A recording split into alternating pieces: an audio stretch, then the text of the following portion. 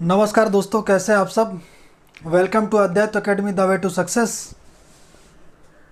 आज आधुनिक भारत के इतिहास का वीडियो काफ़ी दिनों बाद आ रहा है। कुछ अनअवॉइडेबल सर्कमस्टेंसेस के कारण वीडियो नहीं बना सका। ठीक है, तो हम लोगों ने कहाँ पे लास्ट वीडियो कर लिया था? हम लोगों ने कर लिया था द बैटल ऑफ प्लासी। ठीक है, उम्मीद है आप लोगों ने पढ़ा होगा, ठीक है, और समझ में आया होगा। तो द बैटल ऑफ प्लासी में क्या हुआ था कि अंग्रेज जीत गए थे। लेकिन कैसे जीते थे? एक षड्यंत्र था। कौन कौन मिला हुआ था? मीर जाफ़र उनका मुख्य सेनापति मिला हुआ था। तो मैंने लास्ट वीडियो में बताया था कि मीर जाफ़र जो सेनापति था उसने क्या किया था? धोखा दिया था किसको? सिराजुद्दौला को, है ना। द प्लासी का युद्ध किसके बीच हुआ था? सिराजुद्दौला और अंग्रेज़ों के बीच। बंगाल के नवाब सिराजुद्दौला और अंग्रेज़ों की तरफ से कौन था? क्लाइव था। तो उनके बीच हुआ, जिसमें से अंग्रेज़ों की विजय हुई। विजय नहीं कह सकते, एक तरीके का षड्यंत्र था जिसमें सिराजुद्दौला को तो हारना या मरना ही था। ठीक है, षड्यंत्र से बच कौन पाया है? तो वही था, वो प्लासी अंग्रेज़ों के षड्यंत्र की विजय थी, वो उनकी सैन्य सफलता नहीं थी। लेकिन हम लोग आज पढ़ेंगे the battle of Buxar, Buxar का युद्ध। ठीक है, बक्सर के युद्ध में डेटा इंपॉर्टेंट है। क्या पूछा जाता है प्री में? मैं आपको आज कुछ क्वेश्चन भी बताऊंगा कि कैसे क्वेश्चन पूछे जाते हैं। वैसे मैंने आपको बताया था कि घटना चक्र की बुक लेनी है आपको, प्रीवियस ईयर जो क्वेश्चन रहते हैं वो आपको पढ़ना है चैप्टर बाई चैप्टर। लेकिन मैं आज कुछ क्वेश्चन आपको बताऊंगा। ठीक है, मैं आज देख रहे होंगे कि मैंने आप ज़्यादा कुछ बोर्ड में नहीं लिखा है ना, बस की पॉइंट लिखे हैं। तो मैं क्या करूँगा, आपको एक इन की पॉइंट के सहारे कहानी बताऊंगा। उसके बाद मैं आपको कुछ लास्ट के 10 मिनट में लिखाऊंगा, ठीक है, ताकि आपका नोट्स प्रॉपर बनता रहे। ओके। और मेरा भी टाइम इसको लिखने में बहुत टाइम जाता था, तो मैंने सोचा कि कुछ, क्योंकि मैं बहुत बिजी शेड्यूल है, उसके बीच में मैं किसी तरीके से ये बनाता हूँ ताकि जो बच्चे हमारे साथ जुड़ करके पढ़ रहे हैं वो पढ़ते रहें। और आपको ये मेरा प्लान तो आगे बहुत बड़ा है कि आगे मैं अभी इसके साथ ये जैसे जैसे ये काफ़ी आगे बढ़ जाएगा उसके बाद पॉलिटी शुरू करेंगे, ठीक है ना। तो अभी मेरा बिजी शेड्यूल है, नहीं पॉलिटी में बहुत जल्दी शुरू करने वाला था। शायद 1 जून से मेरा प्लान था कि मैं पॉलिटी भी स्टार्ट कर दूं, लेकिन वो अभी संभव नहीं हो पा रहा है वीडियो बनाना, इसलिए सिर्फ अभी मॉडर्न लेके चल रहे हैं और उधर भारत का भूगोल। अगले वीक से आपका 1 जून से प्रॉपर वीडियो आएंगे, ठीक है ना। डेली एक वीडियो आएगा, एक आधुनिक भारत के इतिहास का, एक भारत के भूगोल का, ठीक है। वो जब प्रॉपर रहेंगे और वो काफ़ी हद तक आपका हो जाएगा, उसके बाद हम पॉलिटी और मध्यकालीन भारत का इतिहास लेके चलेंगे।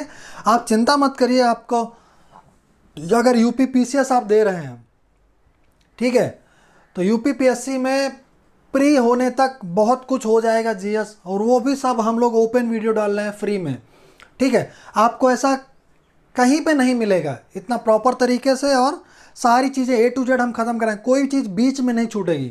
आप ये नोट करके चलिए, हम जो भी कुछ पढ़ा रहे हैं, ठीक है ना, वो हमने स्टार्टिंग से लिया है। भारत में यूरोपीय कंपनियों का आगमन से लेकर के 1947 कैबिनेट मिशन प्लान, माउंटबेटन योजना, ठीक है ना, वहाँ तक हम पूरा इसको ख़त्म करेंगे, आधुनिक भारत का इतिहास। और उसके बाद तो आपका पॉलिटी का पार्ट आ जाता है। पॉलिटी तो 1773 से रेगुलेटिंग एक्ट जब आता है तब से ही शुरू हो जाता है, जो इतिहास में भी है। तो इतिहास समझेंगे तो भारत का संवैधानिक विकास जो पॉलिटी में है 1773 से लेकर के 1947 तक, या 26 जनवरी 1950 तक, वहाँ तक का तो आपको इतिहास ही बता देगा पॉलिटी, ठीक है ना। उसके बाद फिर आपका जो प्रस्तावना है, संघ एवं राज्य क्षेत्र है, नागरिकता है, फिर आर्टिकल वाइज आपका पूरा पॉलिटी चलता है, ठीक है। तो वो हम जल्द ही कराएंगे। लेकिन अब मैं आपको ये विश्वास दिलाता हूँ कि भारत का भूगोल और आधुनिक भारत का इतिहास, ये चीज़ें पूरी की पूरी समाप्त होंगी, कोई भी चीज़ बीच में छोड़ा नहीं जाएगा, ठीक है। हाँ, वीडियो 1-2 दिन आगे पीछे आ सकते हैं, नहीं आ सकते, वो आपको ही पता है कि मैं जॉब करता हूँ, ठीक है, उसके बाद भी मैं ये वीडियो बनाता हूँ। आपके मनीष सर भी, वो भी बिजनेस करते हैं, दिन भर वो बिजी रहते हैं। उसके बाद भी हम लोग, ये हम लोगों का सेल्फ इनिशिएटिव है कि आप लोगों के लिए हम लोग ये कुछ करें, ताकि जो बच्चे पैसे दे के बड़ी बड़ी कोचिंगों में नहीं पढ़ सकते हैं उनको कुछ लाभ हो, ठीक है। तो ये सारी चीज़ें तो अभी हम लोग प्री पॉइंट ऑफ व्यू से लेकर चल रहे हैं, और प्री का मेंस मान लीजिए, लेकिन आगे हम मेंस का आंसर राइटिंग भी स्टार्ट करेंगे। पहले ये प्री यूपी पीसेस का हो जाए, उसके बाद हम मेंस का आंसर राइटिंग, इसी आधुनिक भारत के इतिहास से क्वेश्चन कैसे पूछे जाते हैं, तो प्रीवियस लगभग 10 ईयर्स का यूपीएससी के जो क्वेश्चन है जीएस में हिस्ट्री के, वो हम कराएंगे सॉल्व। ठीक है, तो आप चिंता मत करिए, सारी चीज़ें हम सॉल्व कराएंगे, वो भी सब फ्री ऑफ कॉस्ट रहेंगी। ठीक है ना। अगले 1 साल तक ये जो कोरोना का संक्रमण काल है, तो ये हमारा ये प्रण है कि हम इस पूरे 1 साल में आपको सारी चीज़ें लगभग फ्री कराएंगे। और हमारी उम्मीद है कि हम पूरा का पूरा जीएस मीन्स पूरा इतिहास, पूरा भूगोल, पूरा संविधान, राज्य व्यवस्था एवं संविधान, और इकोनॉमी और इन्वायरमेंट और साइंस, ये सारी चीज़ें Advait academy the way to success में आपको सब फ्री ऑफ कॉस्ट में अवेलेबल रहेंगी। लेकिन अभी धीरे धीरे शुरू हुआ है तो उसमें टाइम लगता है। आप किसी भी कोचिंग में पढ़ेंगे जाके, बड़ी से बड़ी कोचिंग में 1 लाख रुपए 1.5 लाख रुपए दे के आप पढ़ेंगे, या छोटी से छोटी कोचिंग में भी पढ़ेंगे जो मंथली 1000 या 1500 रुपये लेंगे, वहाँ पे कोर्स ख़त्म होने में कम से कम 1.5 साल लगता है। ठीक है ना। तो हम लोग 2 लोग मिलकर पढ़ा रहे हैं तो 1 साल तो कोर्स ख़त्म होने में लग ही जाएगा लगभग। ठीक है, मिनिमम 1 साल हम लोग मान के चल रहे हैं। तो अगले 1 साल में पूरा जीएस आपको इस कोचिंग इंस्टीट्यूट में, वो भी सब ओपन वीडियो रहेंगे, मीन्स सब फ्री ऑफ कॉस्ट रहेगा, आपको कुछ भी पे करने की ज़रूरत नहीं रहेगी, एटलीस्ट इसमें से। ठीक है, तो ये हमारा उद्देश्य है, ये हमारा मोटिव है कि ये जो लॉकडाउन की वजह से और ये कोरोना की वजह से जो भी दिक्कतें आई हैं लोगों की, लोग बेरोजगार हो गए, ठीक है ना, लोगों को बहुत तकलीफ़ हुई है, ठीक है, उनके पास पैसा नहीं है, रोज़गार के साधन नहीं हैं, लेकिन पढ़ाई नहीं रुकेगी, ये मेरा विश्वास है।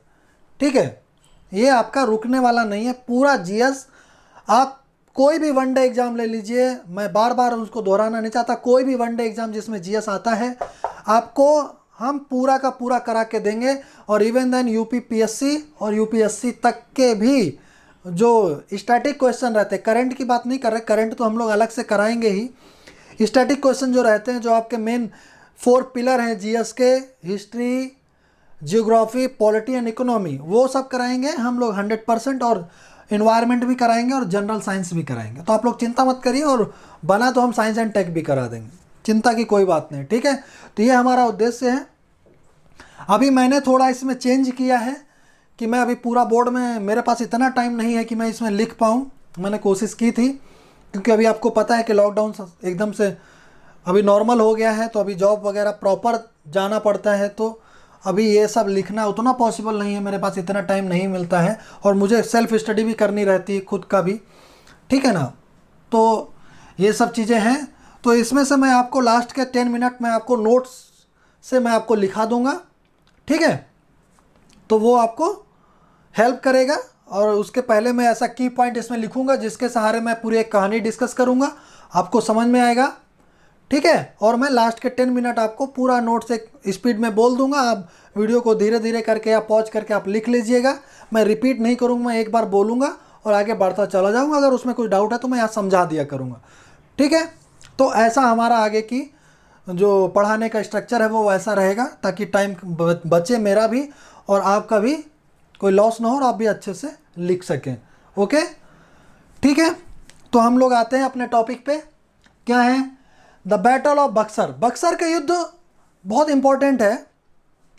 ठीक है, बक्सर का युद्ध क्यों इंपॉर्टेंट है? क्योंकि बक्सर के युद्ध से अंग्रेजों की सैन्य सफलता सिद्ध होती है। किस पे? भारत पे। अंग्रेजों की सैन्य सफलता की नींव मानी जाती है बक्सर का युद्ध।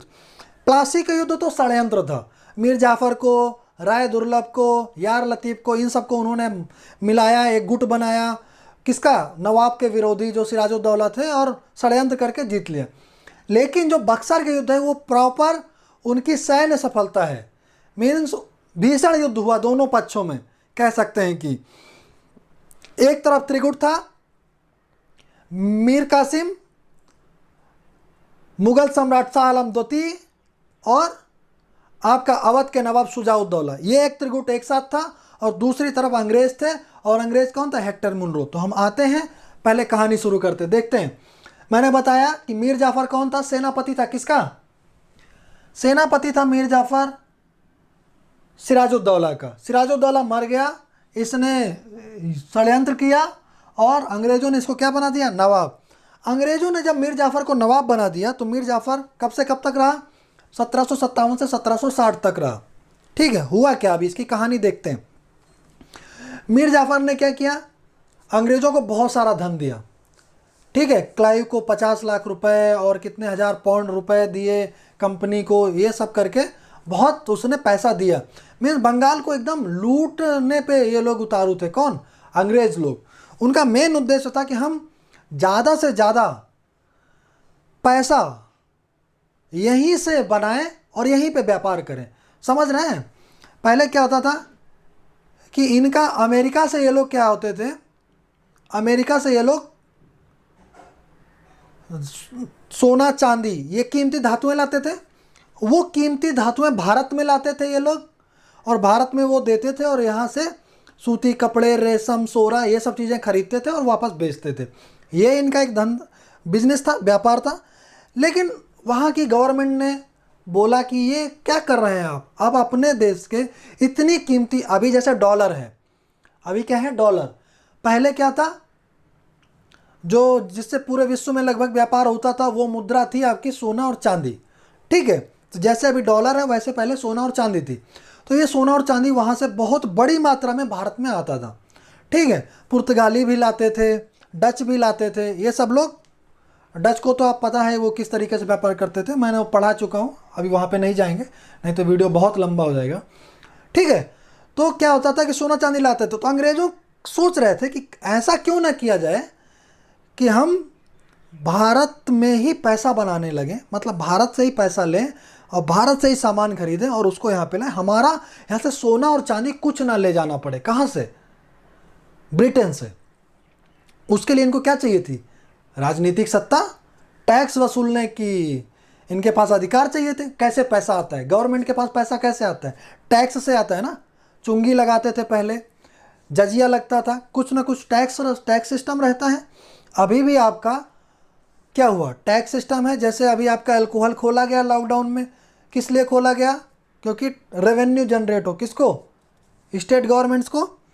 और उस पर से कुछ कोरोना टैक्स भी लगाया गया, कोविड टैक्स, कोविड-19 टैक्स। तो उसी तरीके से टैक्स से ही पैसा कलेक्ट होता है। क्लियर है ना। तो अंग्रेज़ों ने 1764, ये बक्सर के युद्ध इसलिए इम्पोर्टेंट है कि अंग्रेज़ों का जो वहाँ पे नियति थी या जो वो चाहते थे वो पूरा हो गया। इनको यहाँ पे 1757 से ही पैसा तो बहुत भरपूर मिलने लगा, लेकिन 1764 के बाद इनको लगभग सारे अधिकार मिल गए। मीन्स राजनीतिक प्रशासन ये लोग चलाने लगे। 1773 का जो रेगुलेटिंग एक्ट आता है वो क्या है, यही है ना, कंपनी को नियंत्रित करने के लिए रेगुलेटिंग एक्ट आता है, कंपनी कैसे प्रशासन करेगी यहाँ पे। ठीक है ना, तो वो वही है। 1764 के बाद इनके पास सब कुछ आ जाता है, निजामत का अधिकार, फौजदारी का अधिकार सब ले लेते हैं। वो यहीं पे कहानी शुरू होती है। चलिए आते हैं मीर जाफ़र। तो मीर जाफ़र ने क्या किया, 24 परगना की क्या दे दी, जमींदारी दे दी अंग्रेज़ों को।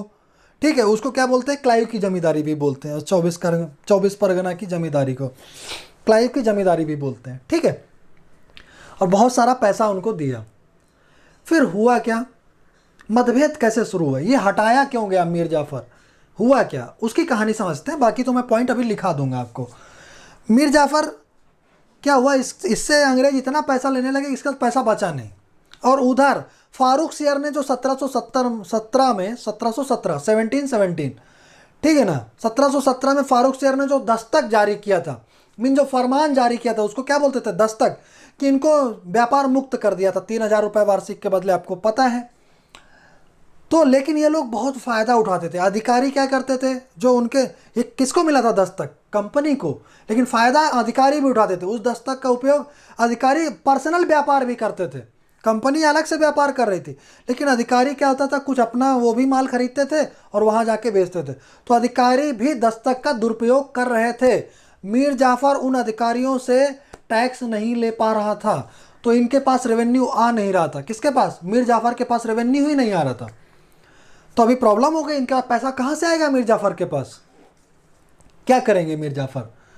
तो धीरे धीरे इनके ऊपर कर्जा लद गया। किसके ऊपर? मीर जाफ़र। किसका? अंग्रेज़ों का कर्जा लद गया। समझ रहे हैं? विडंबना, भारत देश, बंगाल के नवाब, कर्जा किसका? अंग्रेज़ों का। कैसे भाई, कैसे लूटा है इन्होंने। जैसे जैसे ये मान लो 1764 से अंधकार युग शुरू हो गया, ठीक है ना। एक वो थे आपके जेम्स मिल। भारत का एक दुर्भाग्य है कि भारत का जो इतिहास है वो किसने लिखा? भारत का इतिहास एक ब्रिटिश ने लिखा। सबसे पहले भारत का इतिहास एक ब्रिटिश ने लिखा। वो कौन थे? जेम्स मिल, ठीक है। और उन्होंने भारत के इतिहास को 3 कालों में बांटा: हिंदू काल, मुस्लिम काल, ब्रिटिश काल। जब मैं एंशियंट पढ़ाऊंगा तब मैं इसकी विस्तृत चर्चा करूंगा, ठीक है। तो इसको क्या बोला? ब्रिटिश काल। ब्रिटिश काल कैसे हो गया भाई? जब आपने बोला हिंदू काल, मुस्लिम काल, तो ब्रिटिश काल कैसे हो गया? इसको आप बोलते फिर क्रिश्चियन काल या ईसाई काल। आपने धर्म के आधार पर, उन्होंने क्या किया? धर्म के आधार पर बांट दिया। अब इसका खंडन भारत के राष्ट्रवादी इतिहासकार कैसे करते हैं वो हम एंशियंट में पढ़ेंगे, ठीक है। चलो देखते हैं हम लोग ये। तो ये ब्रिटिश काल नहीं, एक ये अंधकार युग शुरू हुआ भारत का, जहाँ पे ड्रेन ऑफ वेल्थ, धन का, भारत के धन का बहिर्गमन, जिसको पहले बोलते थे भारत के सोने की चिड़िया, उसका पूरा का पूरा धन यहाँ से चला गया। किसने? अंग्रेज़ों ने एकदम लूटपाट मचा दी, शोषण किया बहुत बुरी तरीके से, ठीक है। देखते हैं। तो मीर जाफ़र के पास बहुत ज़्यादा कर्जा लद गया और मीर जाफ़र ने सोचा अब क्या करें। मीर जाफ़र ने कहा कि यार डच हैं, उस समय डच भी थे। उन्होंने कहा डचों से मिल करके अंग्रेज़ों के विरुद्ध षड्यंत्र शुरू किया। लेकिन डचों को वेदरा के युद्ध में अंग्रेज़ों ने हरा दिया। फाइनली डच भी हार गए। 1759 में मैंने बताया था कि डच, मैं आपको क्या बता रहा था कि पढ़ना कैसे है, ठीक है। तो जैसे 1757 प्लासी, उसके बाद पूरे आधुनिक भारत के इतिहास में क्या क्या घटनाएं हुई। जैसे 1759 में क्या हुआ? वेदरा के युद्ध हुआ, ठीक है, जिसमें डच पराजित हुए। वो सब आपको, वो अलग से आपको मेहनत करनी है, क्रम बाय क्रम आपको वो लिखते जाना है, ठीक है, ताकि बीच बीच में ईयर बाय ईयर आपका एक डेट लाइन तैयार हो जाएगा। अभी तो मैं सिर्फ क्या बक्सर से युद्ध से रिलेटेड डेट लाइन बता रहा हूँ। एक जनरल डेट लाइन है, जैसे 1757 के बाद, प्लासी के बाद क्या हुआ? उधर वेदरा हुआ, डच हार गया, तो वो भी आपको लिख लेना है, ठीक है। 1760 में वांडीवास का युद्ध हुआ, वो भी आपको लिखना है। क्यों? इससे क्वेश्चन पूछा जाता है। क्वेश्चन क्या पूछा जाता है कि कब ये घटनाएं हुई, उन आपको क्रम से लगाइए या सुमेलित करिए, ऐसा पूछ लेते हैं। तो वो सब घटनाएं आपको एक क्रम में अगर अलग से लिखेंगे तो वो सारी चीज़ें हो जाएंगी, ठीक है। तो मैं क्या बता रहा था? मीर जाफ़र। तो मीर जाफ़र ने क्या किया? षड्यंत्र करना शुरू किया डचों के साथ मिल करके। लेकिन उन्होंने क्या किया? वेदरा के युद्ध में डच हार गए, ठीक है। वेदरा के युद्ध में डच हार गए। अब मीर जाफ़र को, फिर मीर कासिम कहाँ से आता है? मीर कासिम को अंग्रेज़ों के साथ समझौता हुआ और मीर जाफ़र के बीच में क्या हुआ कि उस समय हिंदू और मुस्लिम वैमनस्यता का दौर वहीं से शुरू हो गया। मैंने यहाँ पे एक पॉइंट लिखा, बिहार के प्रशासक थे राम नारायण, बिहार के गवर्नर राम नारायण, और उड़ीसा के भी थे, वो दोनों हिंदू थे। मीर जाफ़र इनसे खुश नहीं था, ये लोग इनके प्रशासन को सही से नहीं कर रहे थे। तो मीर जाफ़र चाहता था कि इनको सबक सिखाया जाए। किसको? राम नारायण को और उड़ीसा के गवर्नर को। लेकिन क्लाइव के दबाव में आकर मीर जाफ़र कुछ नहीं कर पाया। तो मीर जाफ़र का जो प्रशासन था वो भी कहीं ना कहीं अंग्रेज़ों के दबाव में आ गया और मीर जाफ़र एकदम कठपुतली बन के रह गया। मीर जाफ़र कुछ नहीं कर पा रहा था। दीवानी मतलब पैसा तो अंग्रेज़ों को दे ही रहा था, उसके बाद खुद के कर्जा हो गया, ठीक है। और उनके जो विरोधी थे मीर जाफ़र के, उनको भी वो कुछ नहीं कर पा रहा था, क्योंकि जो मीर जाफ़र के विरोधी थे उनका सपोर्ट किसको था? अंग्रेज़ों का सपोर्ट था उनको। तो मीर जाफ़र का हटना तो यहाँ से लगभग तय हो गया। तो क्लाइव ने कहा, ठीक है, अभी यहाँ से देखो, क्लाइव चला गया कहाँ पे? ब्रिटेन। 17 फरवरी 1760 में ब्रिटेन चला गया क्लाइव, वापस चला गया। उसके बाद क्या हुआ कि कौन है? हॉलवेल 1760 में अस्थायी रहे। तो हॉलवेल ने क्या किया? हॉलवेल ने मीर कासिम से कहा कि आप को हम नवाब बनाते हैं, ठीक है, लेकिन आप हमें पैसा दोगे। अब उनको पैसा चाहिए था अंग्रेज़ों को, तो बोले ये तो हमें दे नहीं पा रहा है, कर्जे में है, कहाँ से देगा, दूसरा नवाब बनाते हैं। तो मीर जाफ़र को हटा दिया गया। कैसे? मीर जाफ़र से कहा गया कि आप निजामत का अधिकार किसको दे दो, मीर कासिम को दे दो। अब ध्यान से देखो, उनके पास दो अधिकार थे। एक होता है आपका निजामत का अधिकार। निजामत का अधिकार क्या होता है? एक तरीके से फौजदारी का अधिकार, प्रशासनिक अधिकार होता है। और दूसरा होता है दीवानी। दीवानी मीन्स जो क्या होता है, वित्त से संबंधित होता है, पैसे से संबंधित। तो एक अभी भी आपका होता है ना, फौजदारी और दीवानी मुकदमे होते हैं। तो निजामत को बोलते हैं फौजदारी, और दीवानी आपको पता ही है। तो दीवानी मतलब पैसा तो वो पहले ही अंग्रेज़ों को दे रहा था। अंग्रेज़ों ने कहा निजामत का अधिकार आप किसको दे दो, मीर कासिम को। मीर जाफ़र ने छोड़ दिया। मीर जाफ़र ने कहा हम नहीं बनेंगे नवाब, हम नहीं रहेंगे, इससे अच्छा हम हटा दो। तो 15,000 रुपये पेंशन दे के क्या कर दिया, मीर जाफ़र को हटा दिया गया। 15,000 रुपये पेंशन दे के मीर जाफ़र कलकत्ता चला गया। ठीक है, मीर जाफ़र की कहानी यहाँ से ख़त्म होती 1760 से। क्लाइव ब्रिटेन चला जाता है। उसके बाद हॉलवेल ने इसको बना दिया, किसको, मीर कासिम को। मीर जाफ़र हट गया 1760 में। फिर दूसरे गवर्नर स्थायी आते हैं, वेंसीटार्ट। कौन आते हैं, वेंसीटार्ट। 1760 से 1765 तक रहते हैं। और क्लाइव 1765 में वापस आता है।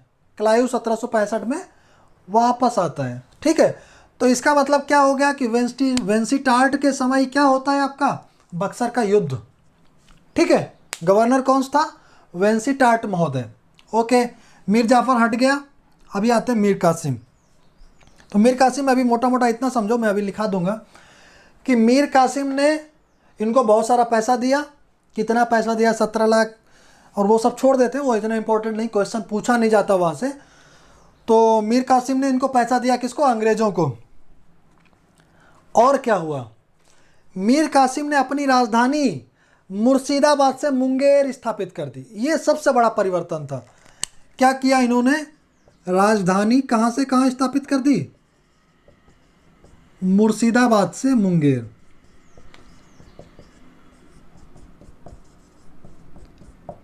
मुर्शिदाबाद से मुंगेर स्थापित कर दी। क्यों किया ऐसा मीर कासिम ने? मीर कासिम ने इसलिए ऐसा किया कि अंग्रेज़ों से दूर रहें। अंग्रेज़ उनको मतलब एक मधुमक्खी की तरह ना चिपके रहते थे। वो क्या बोलते थे, हमें शहद चाहिए। ठीक है, तो राजधानी मुर्शिदाबाद से मुंगेर ट्रांसफ़र करी मीर कासिम ने, क्योंकि अंग्रेज़ों से दूर रहें। ये कलकत्ता से बहुत दूर था। ठीक है, मुंगेर तो ये ज़्यादा इनका मिलना जुलना होता नहीं था। इस वजह से उसने क्या करी, राजधानी चेंज करी। तो ये एक इम्पॉर्टेंट था। राजधानी चेंज करने के बाद मीर कासिम ने क्या किया, कुछ बहुत सारे सुधार किए। एक क्या, जमींदारी प्रथा को सुधारा। उसके बाद उसने दो जो मेन काम है वो मैं बता देता हूँ, बाकी मैं लिखा दूंगा, जो पूछा भी जाता है। इसने एक टैक्स लेना शुरू किया मीर कासिम ने। कौन सा, खिजरी जमा। खिजरी जमा यह क्या, अंग्रेज अधिकारी से लिया जाता था। किससे लिया जाता था, अंग्रेज अधिकारी से। मैंने आपको बताया था कि मीर जाफ़र के समय अंग्रेज अधिकारी दस्तक का दुरुपयोग करते थे। तो इसने दस्तक को बैलेंस करने के लिए, दस्तक मीन्स चुंगी में छूट, उनको मुक्त व्यापार करते थे ये लोग। तो मीर कासिम ने क्या किया, सभी के लिए छूट दे दी। बंगाल में सभी के लिए व्यापारिक छूट दे दी कि किसी को टैक्स नहीं देना। तो टैक्स तो अब कम आएगा, लेकिन क्या हुआ, अंग्रेज़ों को नुकसान हो गया। अंग्रेज़ों को क्या होता था, टैक्स नहीं देना पड़ता था, इसलिए वो सस्ता माल खरीदते थे, या अपना माल वो जो बेचेंगे उस पर भी टैक्स नहीं लगेगा। मान लेते हैं चाइना से कोई माल यहाँ पे आया, चाइना से माल आया 100 रुपये का। भारत ने अगर 100% इम्पोर्ट ड्यूटी लगा दी, है ना, क्या लगा दिया, 100% इम्पोर्ट ड्यूटी, तो वो माल कितने का हो गया, 200 रुपये का हो गया। ठीक है, लेकिन अगर कोई अमेरिका से माल आया 100 रुपये का, भारत ने उसने सिर्फ 10% इम्पोर्ट ड्यूटी लगाई, तो कितना हो गया, 110 रुपये। तो अब कौन सा सामान ज़्यादा बिकेगा, अमेरिका का। ठीक है ना, तो इम्पोर्ट ड्यूटी क्योंकि ज़्यादा लगा दिया, कम लगा है इस पर ज़्यादा लगा दिया। ठीक है, तो वही होता है। हम जब ट्रेड ऑफ बैलेंस जो बोलते हैं ना, यहीं से हम बैलेंस करते हैं। ठीक है, आगे पढ़ाऊंगा मैं इकोनॉमी में, इकोनॉमी का टॉपिक है ये। ठीक है, तो इसने क्या किया, मीर कासिम ने उस समय ट्रेड ऑफ बैलेंस किया। कैसे? उन्होंने कहा, अभी देखते हैं यहाँ पे,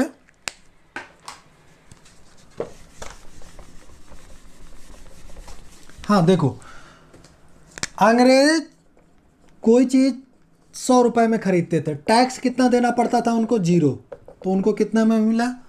100 रुपये हो गया। ठीक है, या कोई चीज़ बेचेंगे टैक्स नहीं पड़ेगा, MRP अगर 100 रुपये है तो, या कुछ भी मान लो कच्चा माल खरीदा। उसके बाद अगर कोई बंगाल का कोई नागरिक है या व्यापारी है, वो क्या करेगा? 100 रुपये, अगर मान लेते 3% टैक्स है तो 3 रुपये, क्या हो जाएगा? उसकी चीज़ महंगी हो गई।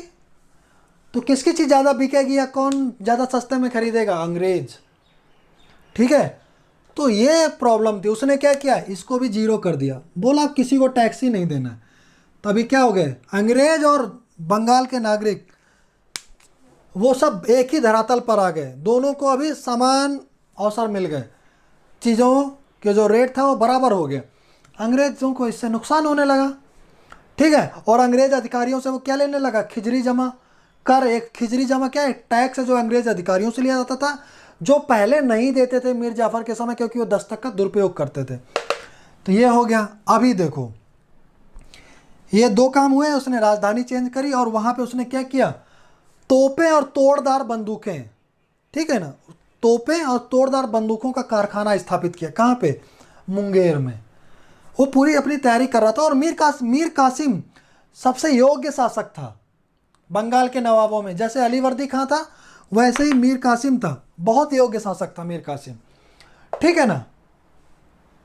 अब मीर कासिम ने क्या किया? बस मीर कासिम ने क्या किया? सही समय पे सही कदम नहीं उठाया, अदरवाइज ये कहानी कुछ और होती। बक्सर की कहानी कुछ और होती। ठीक है, ये अंग्रेज यहाँ पे स्थापित हो ही ना पाते। अंग्रेज कोई युद्ध हारे ही नहीं। अगर अंग्रेज एक भी युद्ध हार जाते भारत में, तो उनकी कहानी वहीं से ख़त्म हो जाती। तो अंग्रेज़ों के साथ यही था कि वो कोई भी युद्ध नहीं हारे, किसी से नहीं हारे लगभग। देखते हैं यहाँ पे, तो मीर कासिम ने क्या किया? अंग्रेज़ों से कहा कि हमें ये बिहार का जो गवर्नर है ना, रामनारायण, ये हमें सौंप दो। अंग्रेज़ों ने सौंप दिया। मीर कासिम ने इसका वध कर दिया। वध मतलब मार दिया। किसको? रामनारायण को। बस यहीं से कहानी शुरू हो जाती है। किसकी? आपकी पृष्ठभूमि बन गई बक्सर की युद्ध की। 1763 मीर कासिम हट गया। 1763 से लेकर के 1764 के बीच तक 1 साल मीर कासिम अंग्रेज़ों से 2-3 बार हारा। 2-3 बार अंग्रेज़ों ने इसको हराया। ठीक है, अंग्रेज़ों ने इसको क्या किया? 2-3 बार हरा दिया। उसके बाद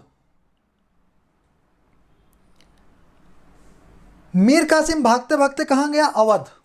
कहाँ गया? अवध प्रांत या इलाहाबाद फैजाबाद वाला एरिया है ना, इसको क्या बोलते हैं? अवध। लखनऊ के पास जो एरिया है उसको क्या बोलते हैं? अवध। ठीक है, अवध वो गया। अवध के नवाब थे उस समय शुजाउद्दौला। कौन थे? शुजाउद्दौला, सिराजुद्दौला नहीं, शुजाउद्दौला। ठीक है, अवध के नवाब शुजाउद्दौला। और वहीं पे उस समय मुगल सम्राट भी वहीं थे अवध में। कौन? शाह आलम द्वितीय। तो अभी देखो,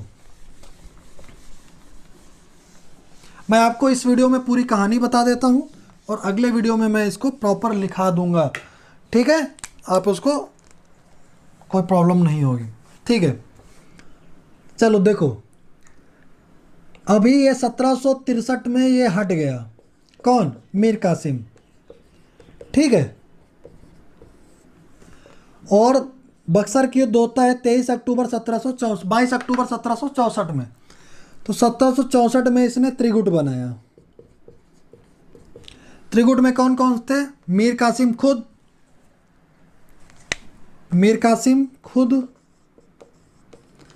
फिर उसके बाद कौन था आपका? मुगल सम्राट,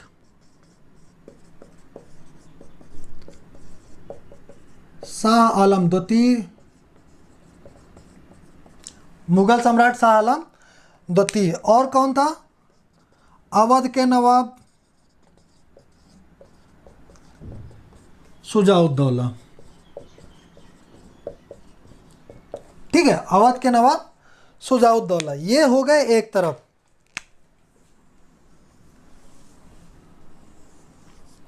ठीक है, और दूसरी तरफ कौन थे? अंग्रेज। 1763 से लेकर के 1764 तक ये अंग्रेजों से कम 2 या 3 बार हारा। बाद में भागते भागते कहाँ पहुँच गया? अवध।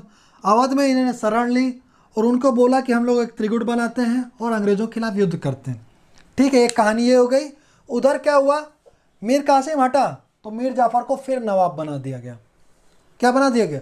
अंग्रेज बोले इससे तो मीर जाफ़र ही अच्छा था, वो कम से कम ये कुछ षड्यंत्र तो नहीं कर रहा था। तो मीर जाफ़र को फिर से नवाब बना दिया गया। कब से रहा? 1763 से 1765 में उसकी मृत्यु हो जाती है। वो नॉर्मल उसकी डेथ होती है तो वो मर जाता है। ठीक है, अब मीर जाफ़र ने क्या किया? अंग्रेज़ों को फिर पूरे वो सारे अधिकार वापस दे दिए। क्या दे दिए? सारे अधिकार वापस दे दिए अंग्रेज़ों को। और बंगाल को क्या किया? 2.5% चुंगी लगा दी। समझ गया ना? इसने क्या किया था मीर कासिम ने कि सबको बराबर अधिकार दे दिए थे बंगाल में, कि किसी को टैक्स देना नहीं पड़ेगा। मीर जाफ़र ने रीइंस्टेट कर दिया किसको? वापस अधिकार दे दिया अंग्रेज़ों को कि अंग्रेज़ों को टैक्स फ्री, चुंगी मुक्त कर दिया फिर से व्यापार। और जो बंगाल के नागरिक थे या व्यापारी थे उनको क्या कर दिया? 2.5% चुंगी लगा दी। कितनी लगा दी? 2.5% चुंगी लगा दी। ठीक है, ओके। तो इन्होंने ऐसा कर दिया। उसके बाद क्या हुआ? बक्सर का युद्ध कब हुआ? 22 अक्टूबर 1764। बक्सर का युद्ध किसके किसके बीच हुआ? ये त्रिगुट कौन कौन था? मीर कासिम, मुगल सम्राट और अवध के नवाब। और इधर कौन था? इधर आपका था ये बक्सर के युद्ध में कैप्टन हेक्टर मुनरो, अंग्रेज सेना नायक। ये पूछ लेता है, हेक्टर मुनरो, अंग्रेज सेना नायक हेक्टर मुनरो ये था। इन दोनों के बीच युद्ध हुआ, घमासान हुआ दोनों में, बहुत दिनों तक युद्ध चला। कोई भी जीत सकता था इन दोनों में, लेकिन अंग्रेज भारी पड़े क्योंकि अंग्रेज़ों की सैनिक जो शक्ति वो आधुनिक थी और उस वजह से वो जीत गए, अंग्रेज जीत गए। और अंग्रेज़ों की जो यहाँ पे है ना, वो बंगाल में उनकी सैन्य शक्ति स्थापित हो जाती है, यहाँ तक कि वो पूरे भारत में लोग समझ जाते हैं कि अंग्रेज़ों में क्षमता है, उनकी सैन्य शक्ति बहुत अच्छी है। इस वजह से प्लासी का युद्ध तो षड्यंत्र के तहत जीता था इन्होंने, लेकिन बक्सर के युद्ध इनकी सैन्य सफलता मानी जाती है। और इसका बहुत बड़ा एक टर्निंग पॉइंट है बक्सर का युद्ध। किसमें? आधुनिक भारत के इतिहास में। अगर बक्सर ना जीतते अंग्रेज तो फिर ये हमारा आधुनिक भारत का इतिहास की कहानी हम अंग्रेज नहीं पढ़ते, ये तो तय है, कुछ और पढ़ते हैं। कोई और होता, मतलब भारत के ही शासक होते, ये नहीं होते। ठीक है, बक्सर का युद्ध हुआ। बक्सर के युद्ध अंग्रेज जीते। अंग्रेज जीतेंगे तो क्या करेंगे? हरजाना लेंगे, संधियाँ करेंगे। तब 2 संधियाँ हुई। अंग्रेज जीते, मीर कासिम तो भाग गया, वहाँ से दिल्ली भाग गया और 1777 में इसकी मृत्यु हो गई मीर कासिम की। तो इससे तो कोई संधि नहीं हुई। बचे कौन? मुगल सम्राट और अवध के नवाब। ठीक है, तो मुगल सम्राट से इलाहाबाद की प्रथम संधि हुई 12 अगस्त 1765 को। अब और देखो, वहाँ से ब्रिटेन से किसको भेजा गया? क्लाइव को। बक्सर के युद्ध जीत गए 1764 में। 1765 में क्लाइव महोदय वापस आते हैं और वो क्या बनते हैं? बंगाल के गवर्नर फिर से बनते हैं 1765 में। 1765 में क्लाइव महोदय वापस आते हैं। पहले कब से कब तक रहा? 1757 से लेकर के 1760। 1760 में क्लाइव वापस चला जाता ब्रिटेन। ठीक है, तब मीर कासिम को नवाब बनाया जाता है। उसके बाद बक्सर के युद्ध जब जीत जाते हैं अंग्रेज कैप्टन हेक्टर मुनरो के नेतृत्व में, तो और ये त्रिगुट हार जाता है, तो फिर किसको भेजा जाता है? ब्रिटेन से भेजा जाता है आपका क्लाइव को वापस भेजा जाता है, क्योंकि वो बहुत कुशल गवर्नर था। ठीक है, तो क्लाइव आया। क्लाइव ने क्या किया? 2 संधियां की। किससे? मुगल सम्राट शाह आलम द्वितीय से और अवध के नवाब शुजाउद्दौला से। तो इलाहाबाद की प्रथम संधि होती है मुगल सम्राट शाह आलम द्वितीय से, और इलाहाबाद की द्वितीय संधि जो होती है, इलाहाबाद की प्रथम संधि होती है 12 अगस्त 1765 को, और इलाहाबाद की द्वितीय संधि होती है 16 अगस्त 1765 को। द्वितीय संधि होती है अवध के नवाब शुजाउद्दौला से। तो ये आपका क्या हो गया? The battle of Buxar. अब अगले वीडियो में मैं आपको क्या करूँगा, ये सारी चीज़ें मैं लिखा दूंगा ताकि आपको कोई प्रॉब्लम ना हो। अभी आपको ये सुनना है, समझना है, ठीक है ना। ये सारी चीज़ें नेक्स्ट वीडियो में मैं लिखा दूंगा। तो ठीक है, आप अभी समझ गए होंगे द बैटल ऑफ बक्सर। हाँ, और उसके बाद होता क्या है कि द्वैध शासन प्रारंभ होता है बंगाल में। द्वैध शासन मीन्स दोहरा शासन, ठीक है, क्योंकि अंग्रेज किसको बना देते हैं नवाब? नजमुद्दौला को। नजमुद्दौला को 1765 से 1766 तक रहता है नजमुद्दौला। ये अल्प वयस्क था। किसका पुत्र था? ये मीर जाफर का पुत्र था नजमुद्दौला। ये अल्प वयस्क था, मीन्स ये वयस्क नहीं था, अल्प वयस्क था नजमुद्दौला। उसके बाद बंगाल में द्वैध शासन प्रारंभ होता है। द्वैध शासन क्या होता है और ये मैं पूरा लिखाऊंगा आपको अगले वीडियो में, ठीक है। तब तक आप पढ़ते रहें। ओके, धन्यवाद।